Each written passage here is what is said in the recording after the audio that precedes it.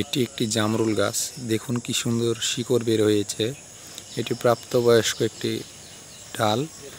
এই ডালে গোবর সার এবং মাটিযুক্ত কাদা তৈরি করে আমি সেই কাদাটি এখানে লেগে দেব। কোনো কাটা লাগবে না এবং 40 দিনের মতো রেখে দিতে হবে, তাহলে শিকড়টি গজিয়ে যাবে।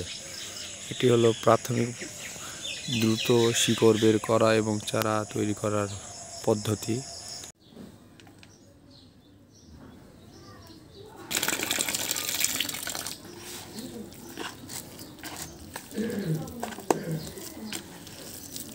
নিয়েছি এই কাদাটি এখন আমি এইভাবে লাগিয়ে দেওয়ার পর আমি একটি পলিথিন দিয়ে এইভাবে পলিথিন দিয়ে মুড়িয়ে দিয়ে একটি এখানে এখানে আর এখানে একটি টেপ দিয়ে বেঁধে দেব।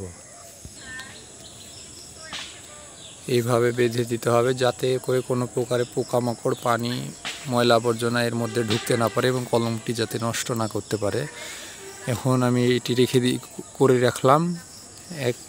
40 দিন পর আমি এসে দেখব শিকড় বের হয়েছে কিনা।